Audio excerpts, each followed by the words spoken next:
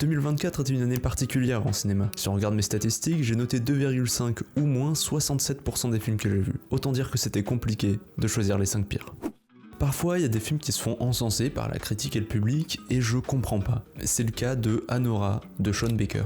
Ça parle d'une prostituée qui rencontre un jeune russe avec une famille pétée de thunes, et sur un coup de tête, à peu près 1 ou 2 semaines après s'être rencontrés, ils se marient.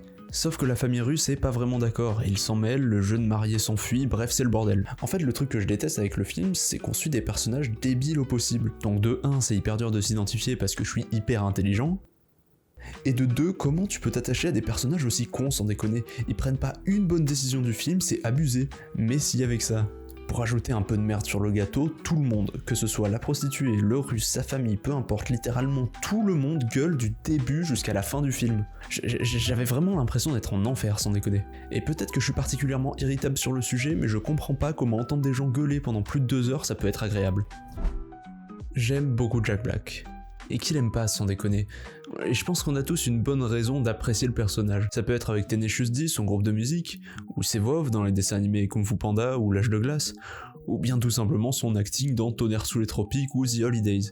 Mais voilà, Jack Black c'est un mec qui aime bien s'amuser et qui s'en fout un petit peu du script. Et du coup, on se retrouve avec des films comme Dear Santa, avec Jack Black. Ça parle d'un enfant dyslexique qui écrit une lettre au Père Noël, ou Santa en anglais, sauf qu'il fait une faute et il écrit Satan.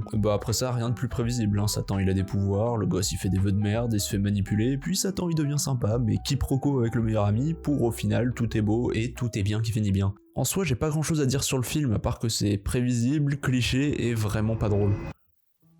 Il m'arrive assez souvent de me perdre sur des sites de streaming à la recherche d'un film à regarder. Et parfois ça paye, comme la fois où j'ai découvert par pur hasard un de mes films préférés, Starfish. Et il y a quelques années, j'étais tombé sur Rendell, un film de super-héros finlandais. L'affiche était stylée, je me suis dit pourquoi pas. Bon, le film était vraiment pas dingue, c'était assez cliché, mais il y avait 2-3 scènes un peu sympas et je trouve que le costume de super-héros était très stylé. Donc j'ai une petite affect pour le film tout de même. Et j'en étais resté là à l'époque, j'avais lu qu'il préparait une suite, mais bon, c'était pas prévu avant quelques années. Donc voilà. Et en 2024, je tombe dessus, encore une fois par pur hasard. Rendell 2, le cycle de la vengeance. Et c'était ignoble. Mais genre vraiment j'avais l'impression de voir des amateurs faire leur premier film. Les plans de caméra sont hyper basiques, les acteurs sont en surjeu total ou alors jouent pas du tout, c'est monté avec le cul, et les effets spéciaux, honnêtement et sans me vanter, je pense que j'aurais mieux fait. Et j'ai pas vraiment compris pourquoi le si grand écart avec le premier.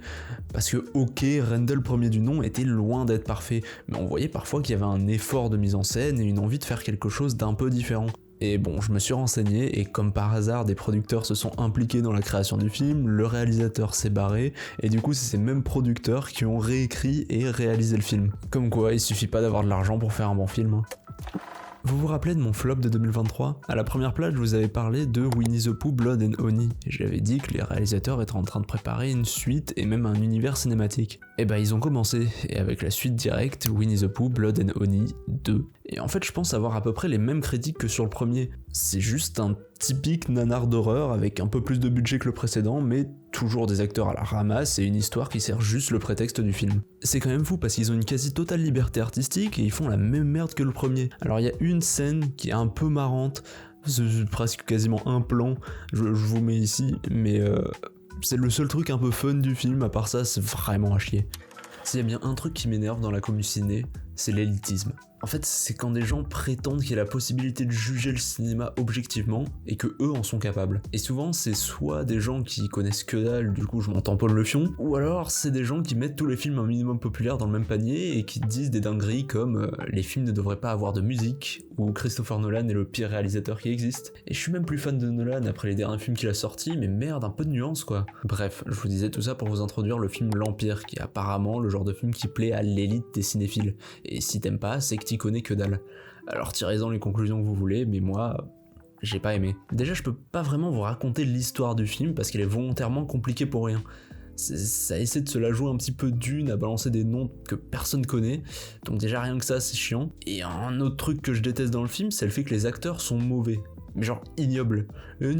C'était l'intention du réalisateur, mais j'en ai rien à foutre moi. Le film est chiant comme pas possible et ça sert à peine le propos. Le tout, il est saupoudré de dialogues écrits bien avec le cul, avec une bonne dose de sexisme. Et après, bah voilà, vous avez l'Empire de Bruno Dumont. Si on doit parler de la forme un petit peu, on peut dire que les effets spéciaux sont quali et certains décors sont plutôt pas mal, mais franchement, à part ça, y a vraiment rien à sauver. Voilà, c'était les 5 pires films de 2024 selon moi, j'espère que ça vous a plu. On se retrouve très bientôt pour les 5 meilleurs films de 2024. La bise, ciao!